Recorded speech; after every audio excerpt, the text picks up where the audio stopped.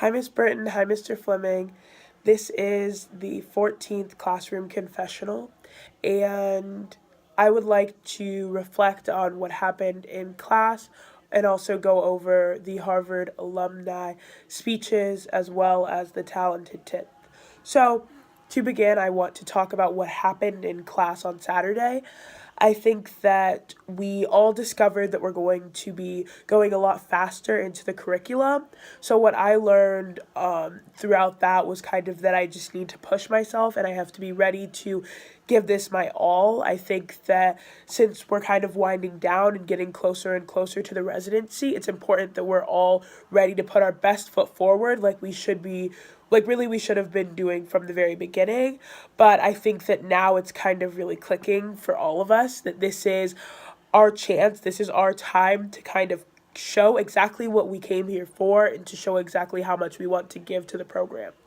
So in doing that, we went over one of the essays written by Booker T. Washington during class, and we were able to understand his interpretation of speaking to a group of people who are not believing in the same thing that he is, who are not believing in the idea of black people coming together necessarily with white people, and he had to use the idea of economic benefit as well as productivity and utility in order to make his claim relatable and more feasible to the white people that are in office and the president and all of his Congress. So, in kind of analyzing that text, we were able to synthesize the information and include our ideas.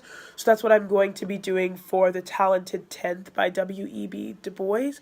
And I think also that's what I'm going to be doing for the Harvard alumni speaking and the YouTube video that was posted about them afterwards. I think that I have understood more of how to actually kind of get my point across when speaking and also when writing, and then also the steps that it takes in order to understand your writing, in order to make your writing understandable for others, and also in order to understand other people's writing and kind of understand their technique. So recognizing the things that they do well, recognizing what they don't do well, kind of comprehending all of it and seeing why they do it, what is their motive, what are they trying to get across, as well as how do they do it effectively, is it working, and how is this kind of productive or benefiting them. So overall, the analysis is mainly the interpretation of what's happening, and then summarizing that for yourself, summarizing what you are extrapolating from the text, as well as also talking about what has happened, how the author formulated an argument, and then kind of diving into it more. So, what I found really important to remember is what Mr. Fleming said about claim, proof, and interpretation, because the claim is exactly what is happening. The proof is what is it that kind of caused you to think this way, or what is it that the author uses to support this, and then the interpretation is so what? Why does it matter, and why are we looking into it? So, what I found for the information about what I found based on the speeches by the alumni at Harvard grad school was very interesting. And I think the way that they used language, the way that they kind of discussed things was really interesting. And it was definitely something that needs to be recognized. So, for the first rhetorical observation that I found, the first student to speak, I took notes about it. The first student to speak was Osazi, who was the former president of the inaugural class. And this is very important because he talked about inclusivity. And I think what I first thought when hearing him speak was he's at Harvard grad school.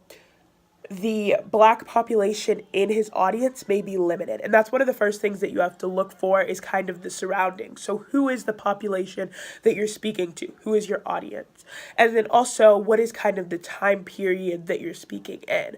So right now, I think we all know the time period that we're speaking in. It's 2019, and this organization brings together the idea of scholarship and culture. So that is what he kind of tried to combine, I think, Osaze, when speaking about the Harvard Debate Council. And his use of inclusivity was very important because he talks about how everyone as a group of people can come together.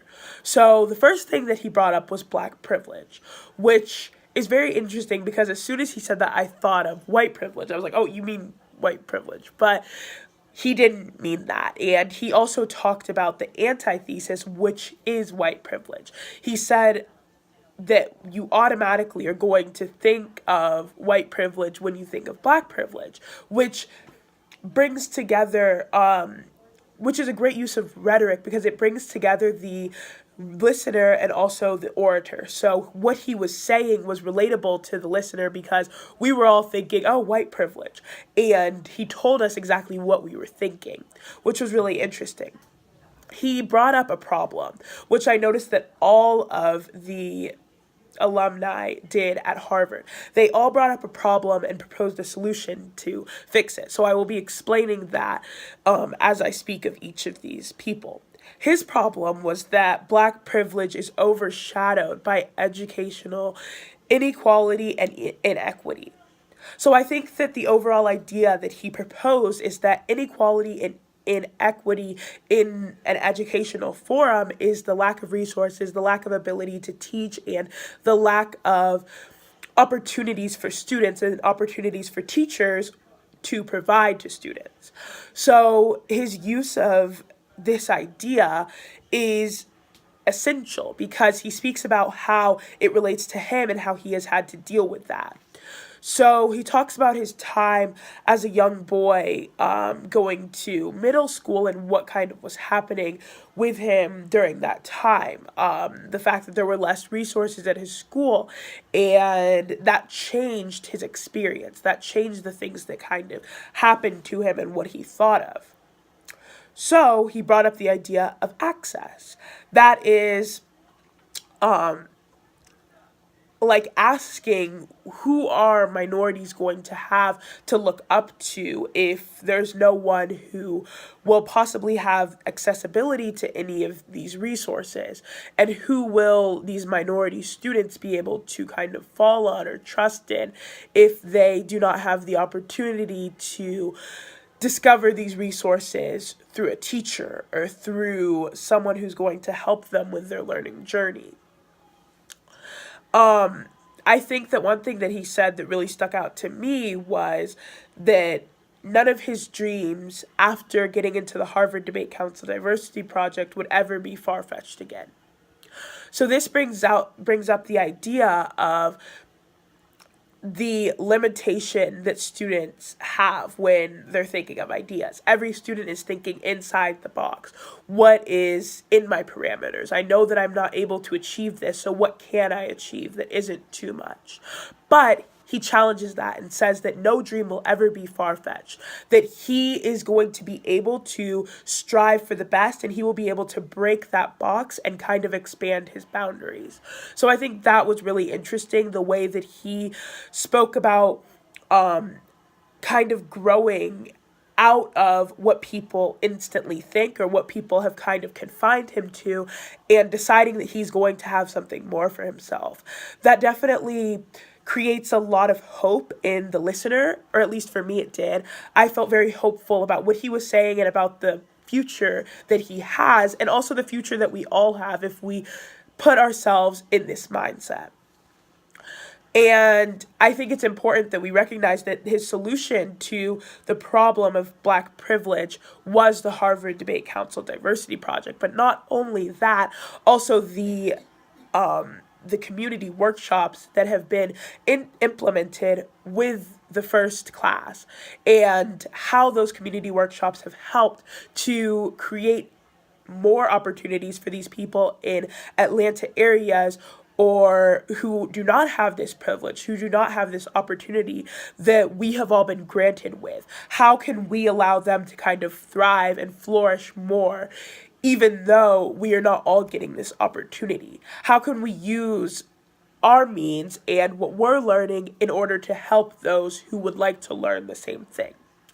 And I think that is something that's very important, because this is all bigger than us. And especially for me, listening to it, since I am in the class of 2019 for the Harvard Debate Council, it's something that resonates with me personally. I am thinking, oh, well, yes, we do need to give back, because we were all granted this wonderful opportunity, and this can give other students so many more opportunities as well. Just having the opportunity to learn more about rhetoric, having the ability to speak more and speak to different people about topics that they may not agree with them on, but still understanding the way that people look at things and other people's viewpoints, kind of taking a step back like we would do in the simulations when we were given kind of an example or something that a scenario, and then we had to think of what we would do. That kind of allows you to step out of, oh, well, this is my political party, this is my religion, and think, oh, well, what would I do naturally with my own mind? And I think that's something that's important for everyone to know, not only the people that are in the Harvard Debate Council. And that's what Osaze was targeting in his speech. Later, he brings up the fact that he was one of the students to get in to Harvard for the new class next year. And this was interesting because he told it as a story. I think that the way that he inserted himself and said, on December 13th at 7 o'clock p.m., I saw this student get in. And then later he went on to say, I am that student. And that was just a defining moment that showed that he was able to do it, and he set his mind to it, and he was able to accomplish it. He did accomplish it. I think that since he told that story at the very end, and we had grown with him over the time that he was speaking, that allowed us to create a relationship and then understand how the person who we've been listening to for 10 plus minutes, was able to overcome all of these challenges of inclusivity and Black privilege, and kind of understanding where he stands and the opportunities that he's been granted, and then kind of understand what he's been able to do with that, and how he has been able to thrive and reach so many goals that have been larger than anything that he may have imagined. Then they went on to speak about Malin. Malin talked about beating the odds and how he was going to be able to beat the odds, how he could do something greater than how he could contribute to something that was greater than himself. So the first thing that he brought up was his high school in Georgia, that is ranked number 384 out of 400 high schools. The fact that his school is on the west side of Atlanta and not necessarily a good school or a place where people would come to find someone who's extremely intelligent or extremely driven, just went to show that he's also able to be in this program. While him and Osaze may differ, they still have something that is very important and very pertinent to the program, and that is their drive, that is their desire to change something, and that's their motivation. So he spoke about the problem of access and exposure. That's something that is missing. And he spoke about how it's missing from the west side of Atlanta and also from many other areas in the world. And then he went on to speak about his life, his experiences, and some of the things that he's faced in school, how many of the people that he has grown up with or that he's been around are already dead or in jail, which makes the listener think, oh my gosh, this is terrible. It kind of pulls on the heartstrings, as Miss Britton said. And I think that that's definitely a great way to characterize it, that it's something that makes you feel very emotional and emotionally attached to him as a person. The solution to this, though, was that he went back and created a debate team at his school. This is the initiative that he took in order to make something greater for all of the people that live in his area. And I think that is something that seems very honorable when you hear it. The fact that he was able to do this and do it just because he knew that the people in his school had potential and he could see that. He wanted to hone in on that and kind of allow these students to grow and find something that they could potentially do more than just hanging around in the streets. The defining moment in his speech, I think, was when he said that they went undefeated in their first competition. The fact that these students did not necessarily need to be able to have that much more, but just an opportunity or someone to say, no, you can do it. You are able to have this power. You are able to speak in front of a group of people. You are able to debate with other people about a situation that you may have differing opinions on, but it's okay because you can do it. You are capable. And I think that is what Malin showed all of the people on his debate team from his school that they could do. He talks about how access and exposure allows students to succeed. And the fact that he spoke about this after he discussed his debate team shows that the debate team is actual proof, living, breathing proof that with access and exposure, students are able to thrive and they are able to do better than they may have ever done before. Later, Miss Britton went on to speak about finding the diamonds in the rough, and the way that she said that, the way that she used that kind of rhetoric, the way that she used that phrase really helped to understand exactly what these students are, exactly what a Harvard debate student can be. They can be a diamond in the rough, something that has never been necessarily seen but can be polished in something that is brand new and great. And I think that is definitely one of the underlying ideas behind the Harvard Debate Council Diversity Project. And the fact that that was able to be shown at the Harvard Graduate School was very important and very revolutionary, I think.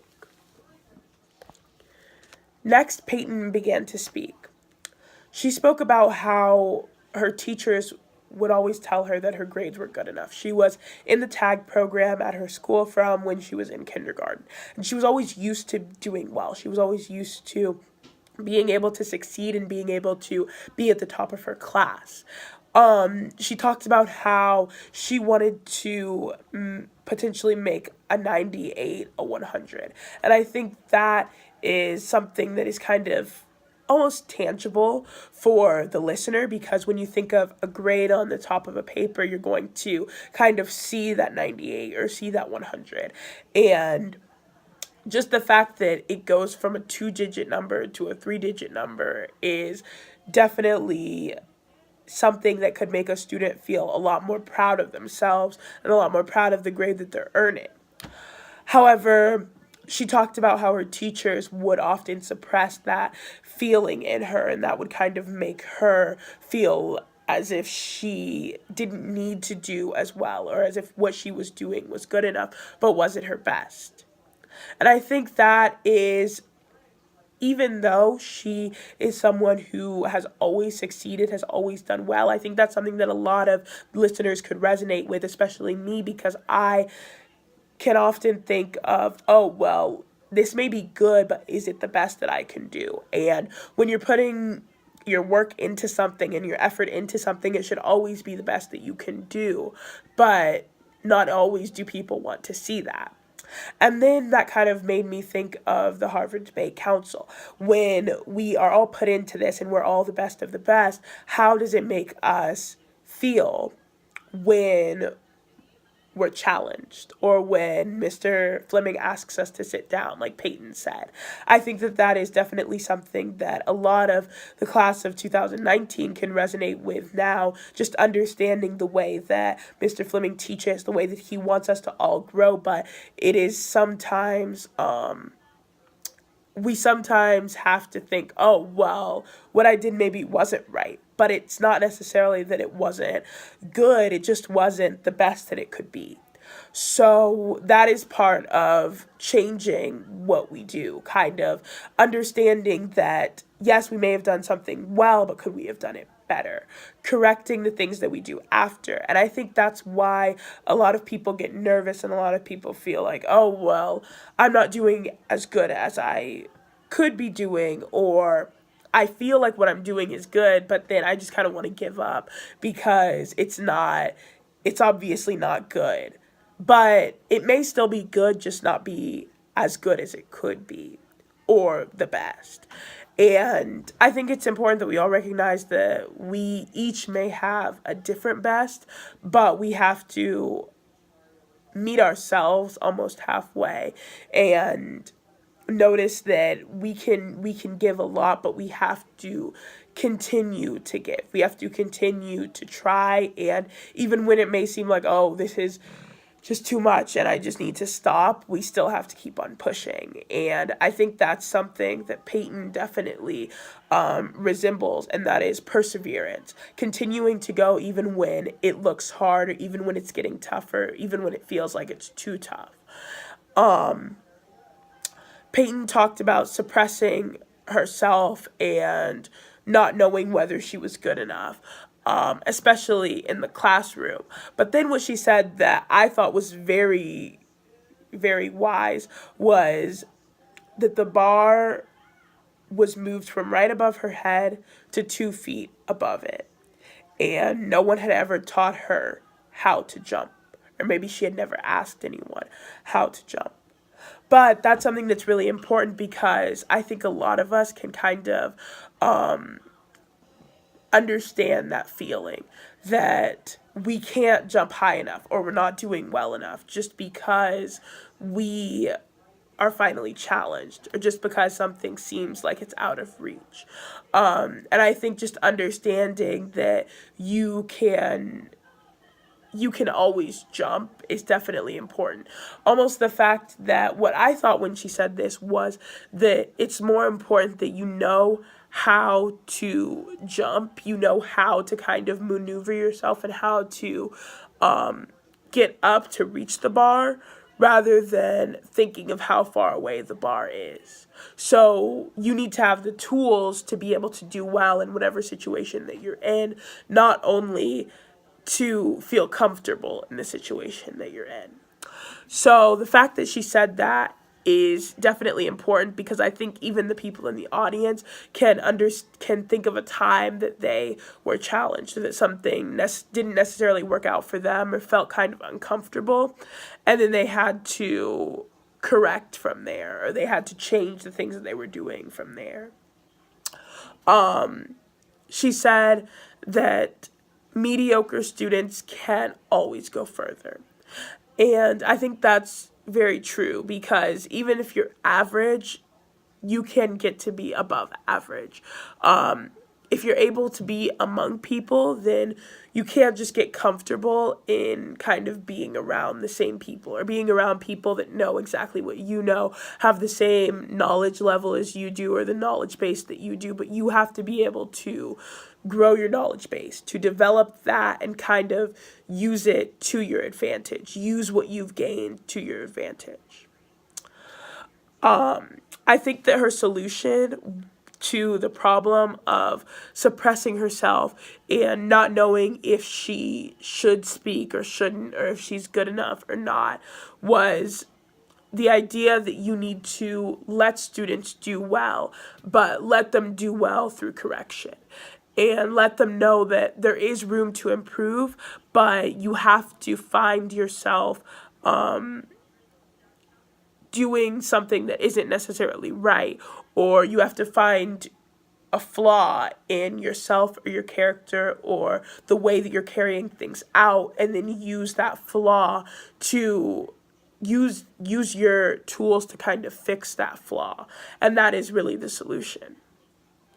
So then Miss Britton talked about okay, Miss Britton talked about how you extrapolate excellence. How do you get those students that want to do well? How do you find, how do you allow students to kind of dive into something that's deeper, find something that they want to do better? And Maya responded to this. She said, she talked about what teachers want to see in the classroom, or what students really want to see in the classroom, and how teachers can help them to see that. So she said that she was always the girl who asked why, and her explanation of why was really kind of innovative and creative, the way that she brought it up, which showed that her syntax and the structure of the sentences that she used, the content that they each had in them, was definitely just interesting to the listener, because she said, why are we still learning about the same civil rights activists when we do not know why the government shut down? And that's definitely something that any student that is in high school now or even college now can understand, that in our classrooms we're not learning about these things that are happening in our everyday world, but we are learning about things that have happened in the past, which history is important so that it doesn't repeat itself, but at the same time it's important to understand the history that is being made every day. And I think that is what she was saying in her statements of asking why, or why do we do this? Why is this happening? Because she wants to know exactly why these things are being asked of us. Why are we asked to recall these civil rights leaders when we're not asked to understand what's going on in our government, or what is happening with the government shutdown?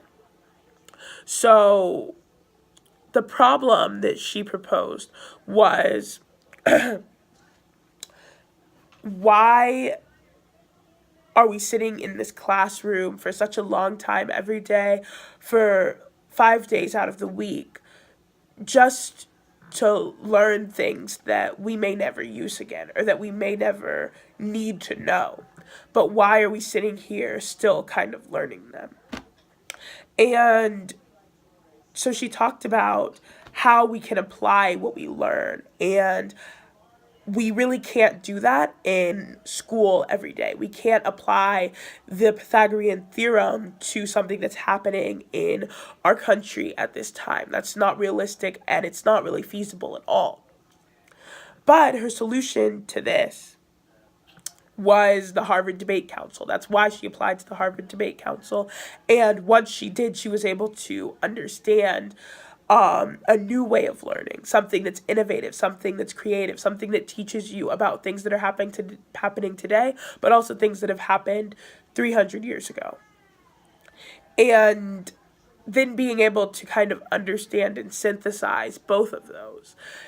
And I think just by being in the program, I was able to relate to her, because we are able to do that. We do learn about things that are happening in the 21st century, but also things that happened in the 19th century. And we're able to bring them together and kind of intertwine all of the things that we've learned so that it makes sense, so that we're able to use it in the future, which is something that we really don't do at school. And I think it's frustrating for me too, just kind of knowing that in less than a year, really, I'm going to have to file my own taxes, but I don't know how to do that, like, at all. And no teacher is going to necessarily teach me that. and I'm going to need to know what's going on in my government, what's happening, because it will be affecting me. But no teacher is going to be able to teach me that. And I think that the fact that she kind of brought that up again, something that we all think about a lot, just made me even more thankful for the program in general. The fact that we're able to kind of understand more things than just like what's happening in society today, or just like what has happened in society 300 years ago, but we're able to understand all of it. We're able to understand kind of everything that has happened. So Maya brings up the problem that at her school there aren't really that many like chances to learn things that aren't just like school content, or that are things that we'll need to know in the real world.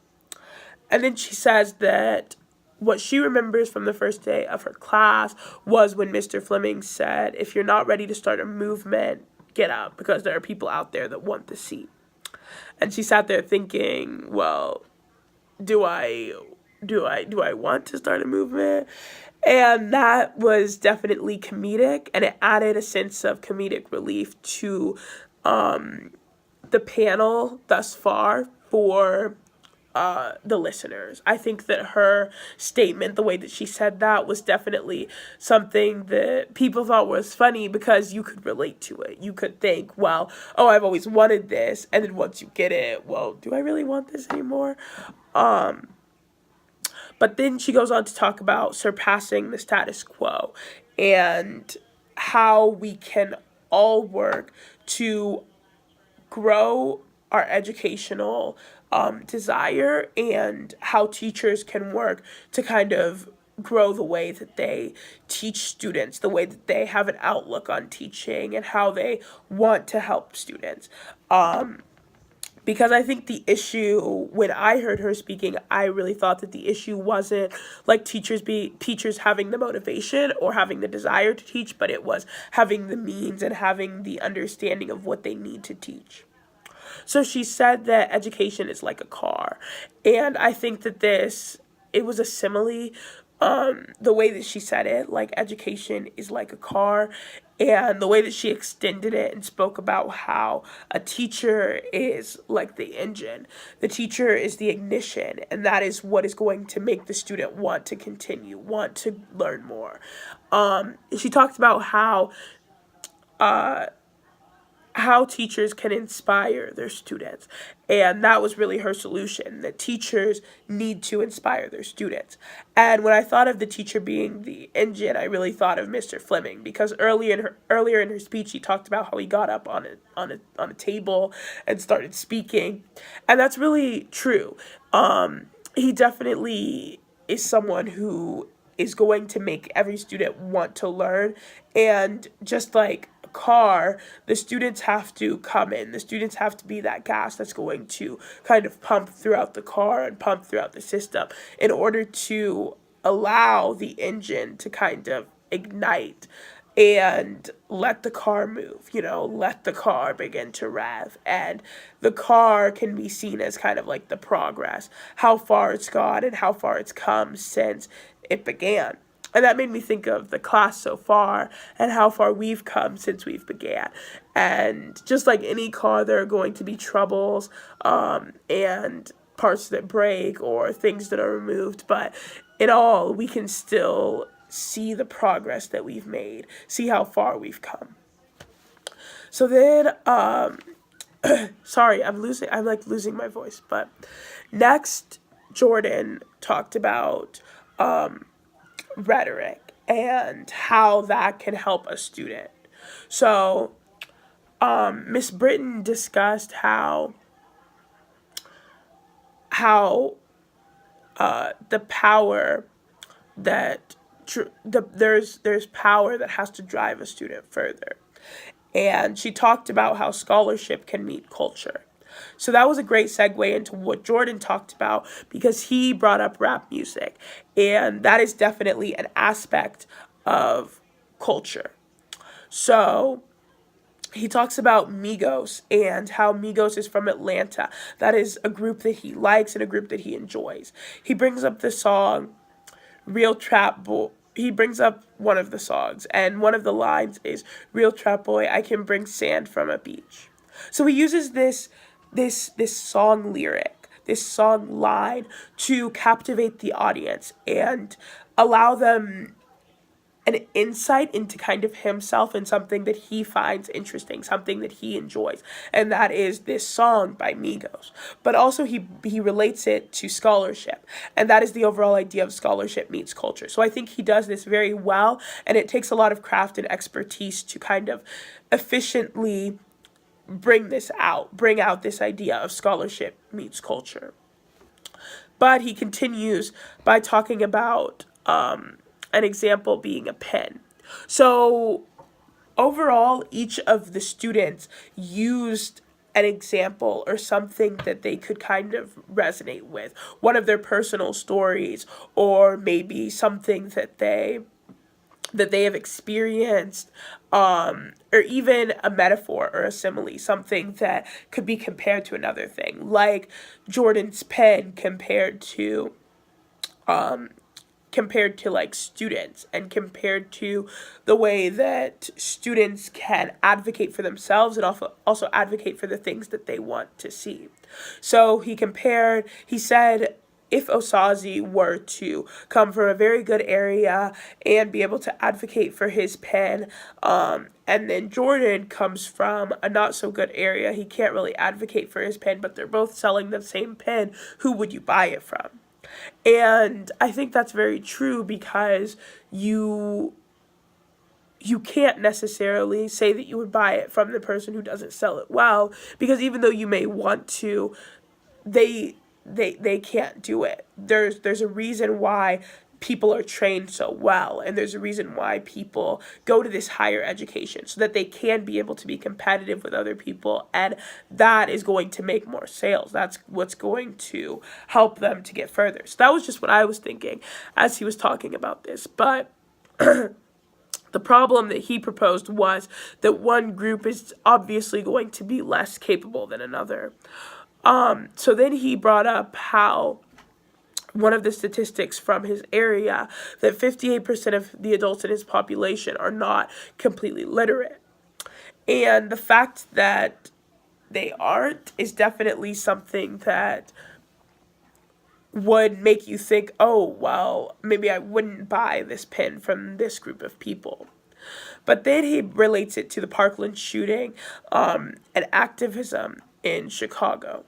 So he sets the scene of both areas and kind of allows the listener to understand the situation. So the fact that he brings that up, kind of something that he wants you to be able to understand, and then describes it all in detail and gives the examples of kind of each situation, what has happened in each area and how it affects people. I think that is something that is very helpful as an orator, just being able to explain something and explain it well. And that is what Jordan does.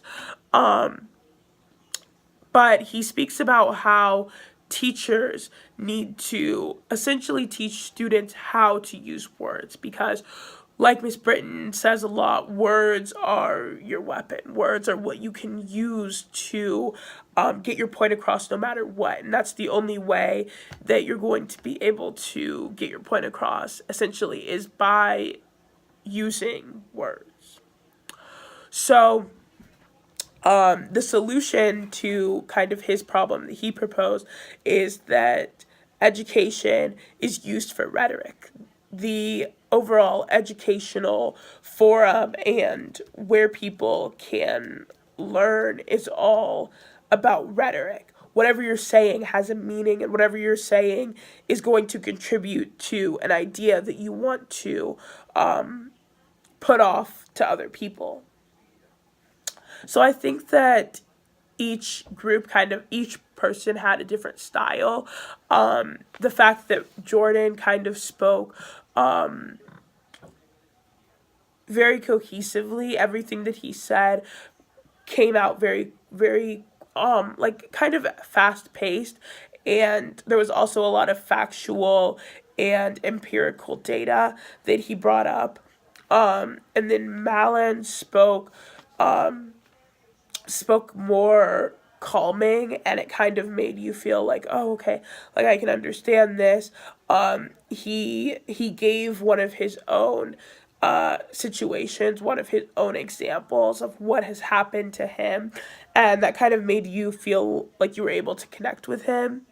And Maya, when she spoke, she was kind of sassy, but it allowed you to kind of have a laugh. And one of the things that she said was kind of something that went through her own head, so that allowed you to kind of think of like understand her thought process, which made you kind of like come closer to her.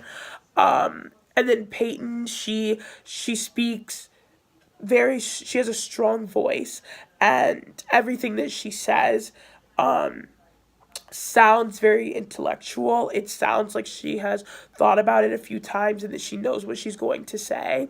But also she slows down to explain things that mean more to her, or that maybe are more personal to her. And then last, Osazi, when he speaks, he's very powerful, and the things that come out of his mouth are loud, and he projects. He is able to kind of tell a story through what he's saying, and he's able to allow the listener to kind of just take a step back and understand everything that he's saying. So I think that all of the people together that were on the panel, the five of them, come together to create something that's really good. I think they mend very well. And the things that they say all make sense together. The things that they say all work cohesively, and they definitely speak to the overall idea of HDCDP, but they each come with something that's different. So next, I'm going to be just explaining the kind of like the order of analysis, or what is done in like analyzing things, and how you go about that. So the questions that you ask yourself when analyzing things are, what did the author do? So that is asking yourself, okay, what is the author doing? What exactly are they accomplishing? What exactly are they saying? And then the second one is, why did they do it? So what is their motive? What is their reasoning behind saying this? And that could be like, maybe like, what is what does what they're saying kind of bring about in the reader? What is the reader thinking when they read over their page or their essay? And then the next thing is, what are they trying to prove? So what is their claim, or what is their thesis? What is it that they want the reader to understand? Are they trying to persuade the reader? What are they trying to persuade the reader of, and then how are they doing that? And then the next one is, how do or don't they achieve the end? So how do they do that? How are they trying to get this point across? And in the end, do they actually get the point across or not? And is there a specific reason why they don't get the point across if they don't? Next is, what does this make you think? So this brings you into it. What are you getting from it? How does it make you feel? What is it that you could connect to the text with? How does this text relate to you, or how have you kind of seen something like this before? And then the last thing is, what in the text led you to this conclusion? So that's kind of giving yourself evidence. So when you're analyzing a text, essentially you're going to be thinking of claim, proof, and interpretation.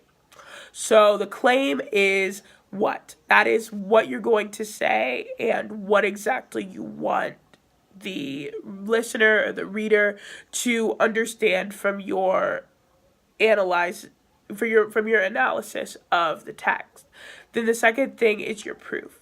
So why should the reader understand this? Like, how can you explain this? And that's by giving like textual evidence from a document or from the specific document that you're reading, from the specific document that you're analyzing.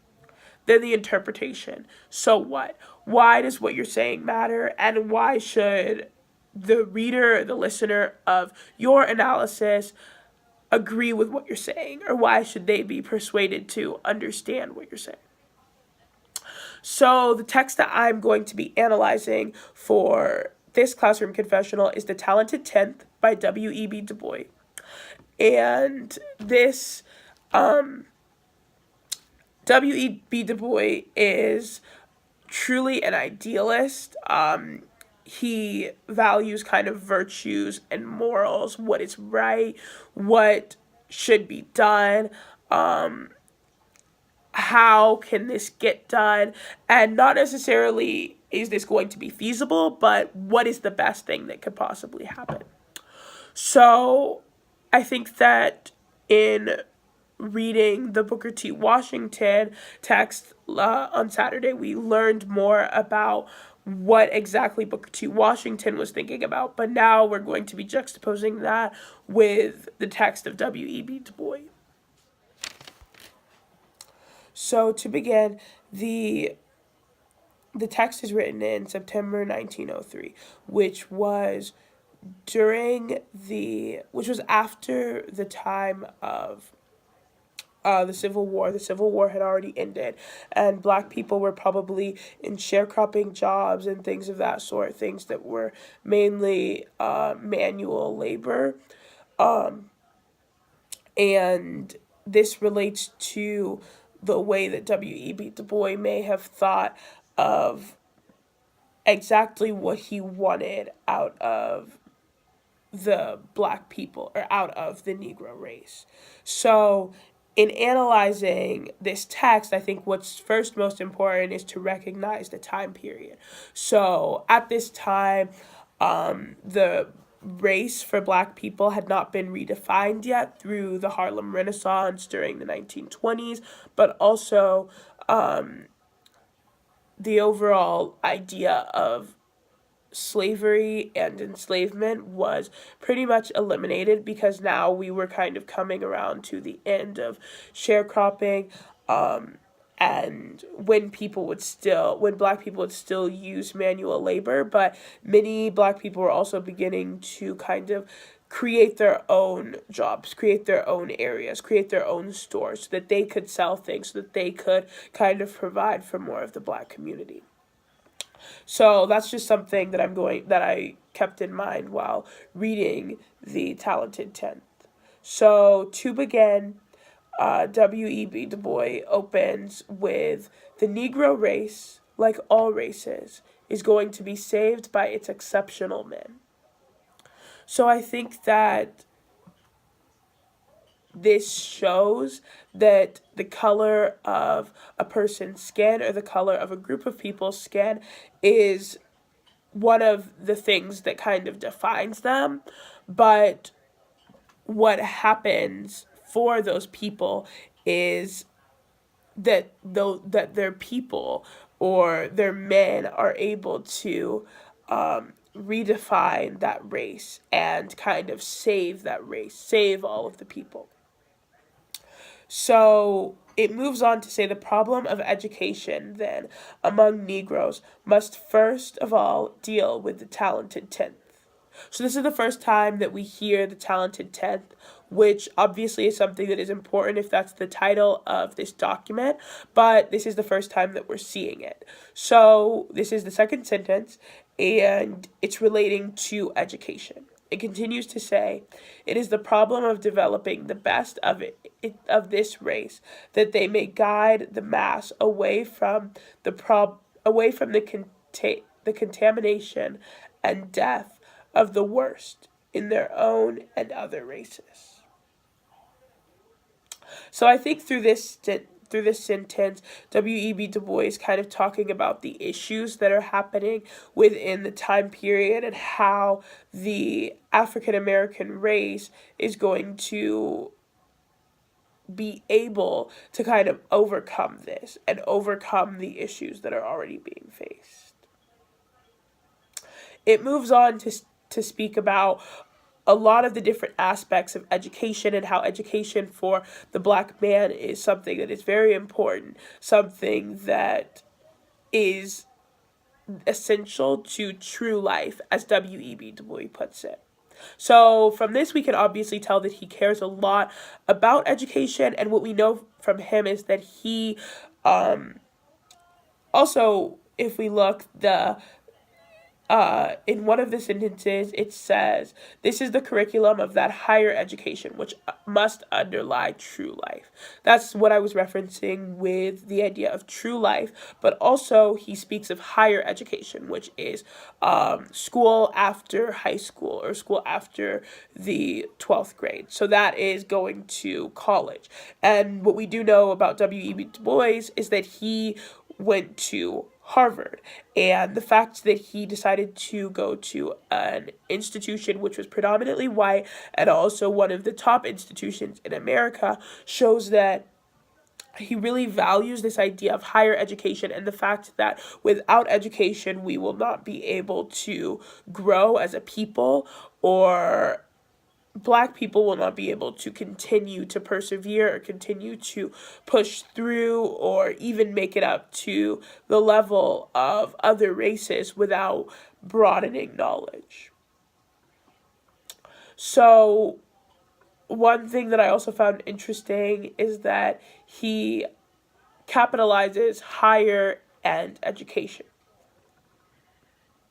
The last sentence of that paragraph is, "On this foundation, we may build bread-winning, skill of hand, and quickness of brain, with never a fear lest the child and man mistake the means of living for the object of life." So I think in that sentence and in this first paragraph, he's essentially trying to say that education is the most important tool that a group of people can be granted, or that even the Negroes in this case could possibly be granted. This is what will help them to continue and help them to thrive and grow above other races. In the next paragraph, it says, "If this be true, and who can deny it, 3 tasks lay before me.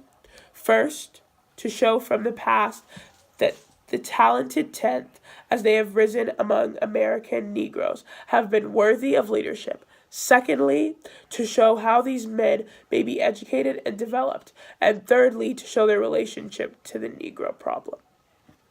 So this is very loaded. However, I think that the first thing that he brings about is showing that the talented 10th is able to be worthy of leadership. So I think that is showing that Negroes, as he puts it, or black people are able to have leadership positions and use, kind of be leaders in this society as they've gained citizenship. The 13th Amendment was recently passed and enacted, and I think that this is the idea that now black people are able to be shown in government and shown in the workforce.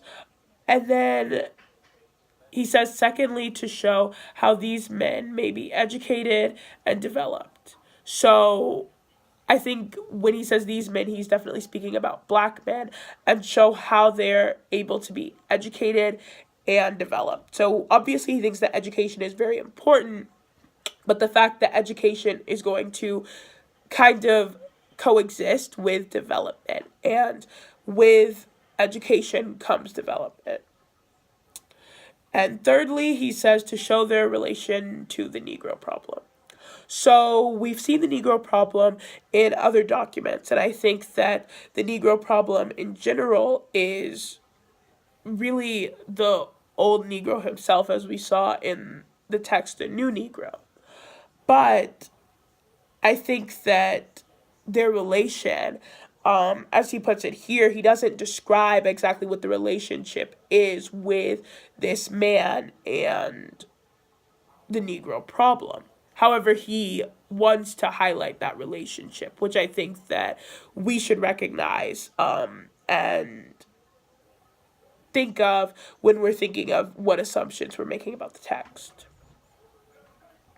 So then he goes on to say, you misjudge us because you do not know us. So I think that in this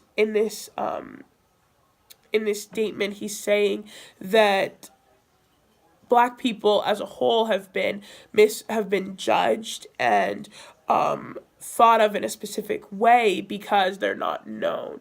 When I heard this, I kind of thought of what Miss Britton had said earlier about the way that racial slurs have been derived for African Americans throughout time, and how in Africa the word negress was something that was a term of endearment and a term of almost high power, kind of recognizing someone for being ultimate and being a great person. But white people have derived that into a derogatory term, which is not progressive and does not help, but that is a form of misjudgment. And that is something that is misjudging because you don't know them. Maybe misjudging for the color of their skin, or misjudging for the difference in language, but either way, it's misjudgment because of that kind of difference in knowing, or that kind of seeing something that's unknown or hearing something that's unknown.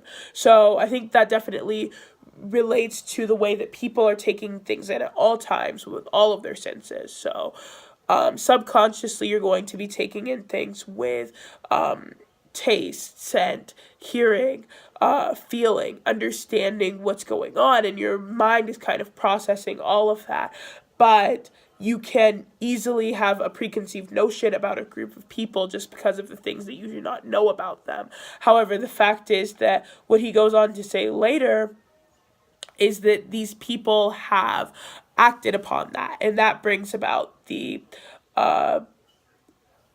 idea of slavery. He talks about how there is racial prejudice, and slavery was legalized. However, it was completely immoral, and that was not okay. That is no sense of leadership. Even if you're trying to cultivate a group of people, or trying to imperialize a complete country or landmass or group of people, race for that matter, you cannot completely make a judgment about them and then use them to your advantage, which is what the white people did in this case. He continues to give different examples of things that people have said throughout time, things that people have kind of brought about during this time of kind of understanding race. And he brings up a conversation with about Thomas Jefferson and Phyllis Wheatley and Paul Cuff, talking about how prejudice relates to people, and how people should be respected. And one of the last things that kind of comes about that is this exchange where it says, "This, sir, was a time when you clearly saw into the injustice of a state of slavery, and in which you had just apprehensions of the horrors of its condition. It was then that your abhorrence thereof was so excited that you publicly held forth this true and invaluable doctrine, which is worthy to be recorded and remembered in all succeeding ages. We hold these truths to be self-evident, that all men are created equal, that they are endowed with a certain inalienable rights, and that among these are life, liberty, and the pursuit of happiness. So I think that in recognizing that, that gives a reason why slavery was completely incorrect and completely immoral. So that's one of the conclusions that I came to based on the information that he's given. And I think that's important to recognize because at this time, Black people were kind of understanding their place in the world and especially their place in America, since they were only really used as slaves before this time, but now it was kind of the time of, oh, well, actually we deserve more than this and we should have an opportunity to be more than just a sharecropper or just a slave. He goes on to speak about the revolutionary group. This is the leaders of a talented 10.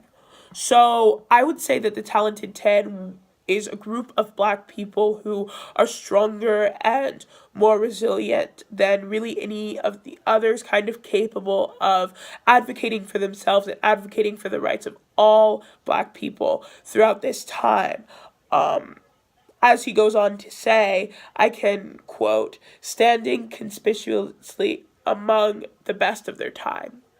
So they were able to stand there with the best of their time. They were able to represent the African American population alongside other activists, maybe race leaders, or even politicians who could have been white or any other race.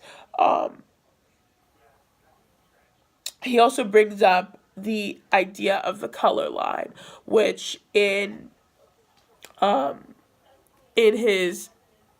many of his writings, he does bring up the idea of the color line and how that kind of affects the African American population, specifically the souls of Black folk, which he also wrote.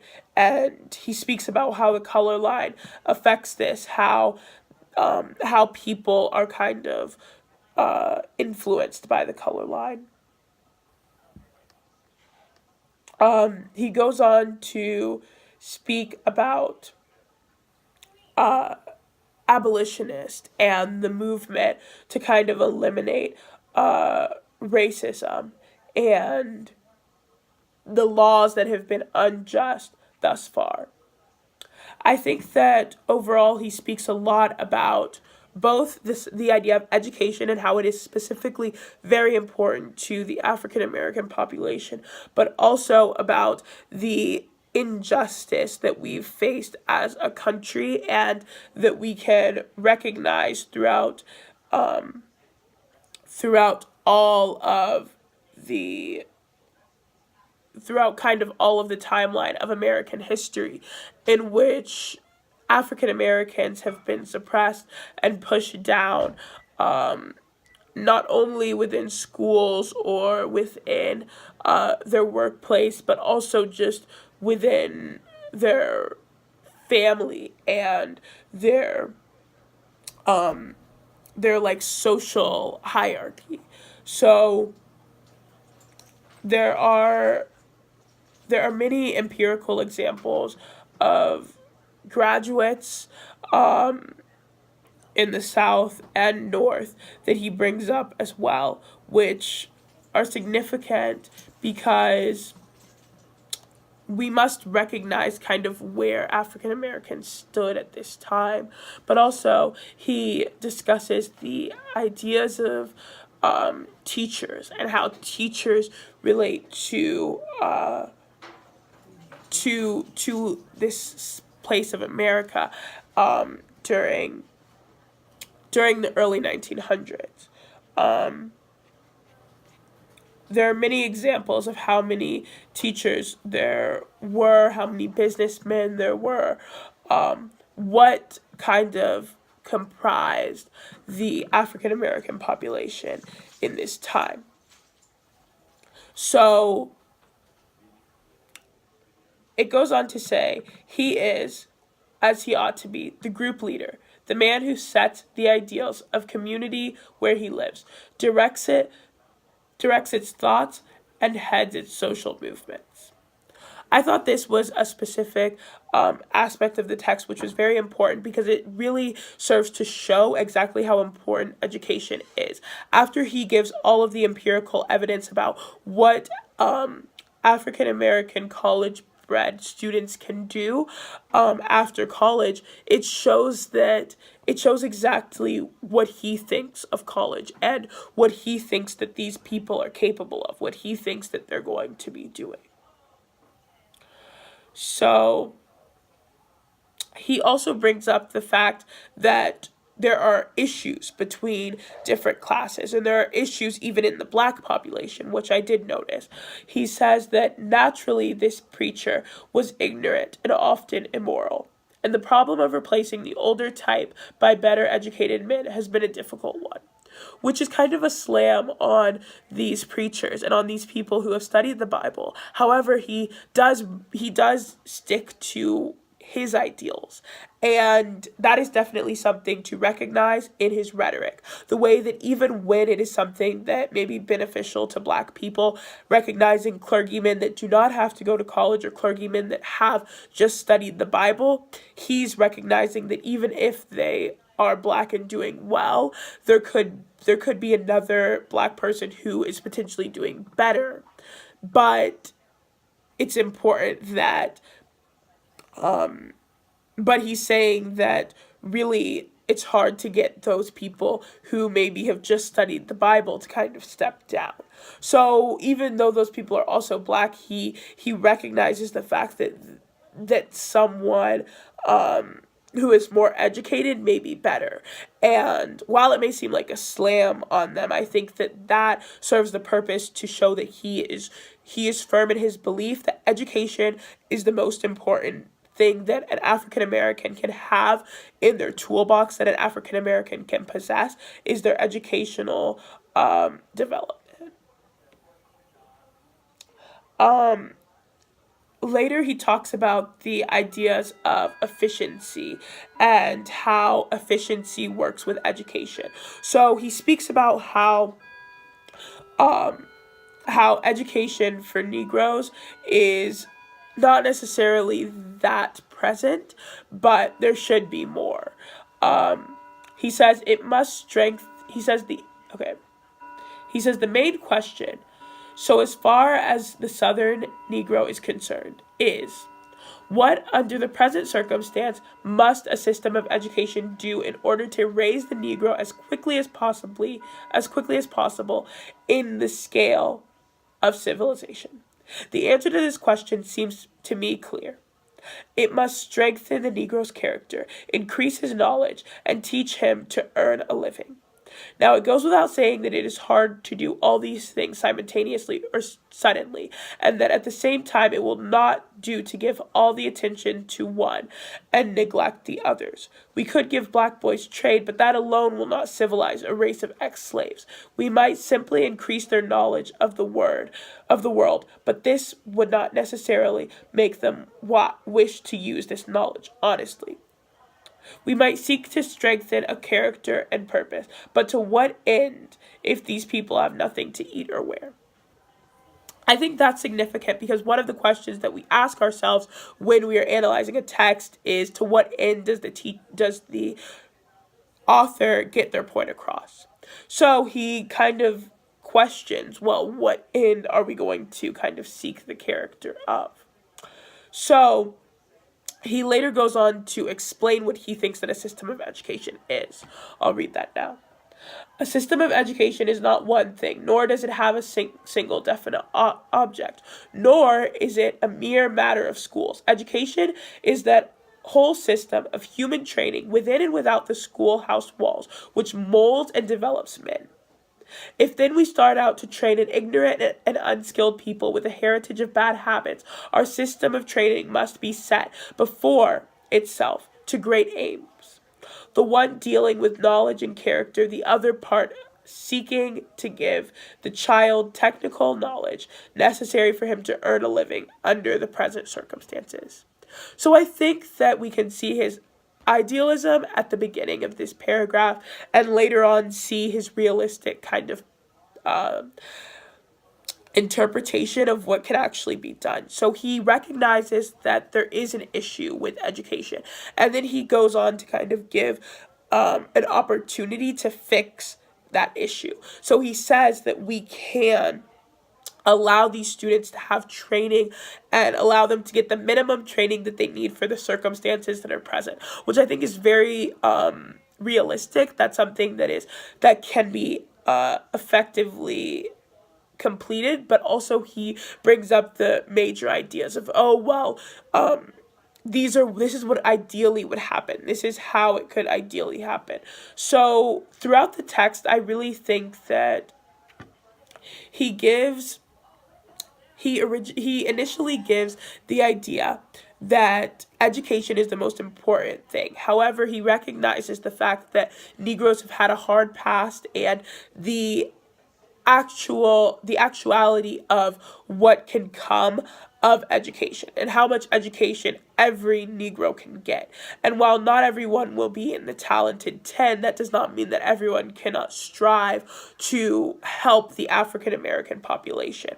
And finally, I think that he comes around to think that manual training and even trades can be helpful for the African American population as long as we are progressing. However, that is not ideal, and if we can make it to further, then that would be more helpful and more apt. Another thing that we can extrapolate from this text is that the talented 10 have a specific job on their shoulders. They have a lot of pressure, and they are the leaders of the race. They are the race leaders and the people that must carry these people forward.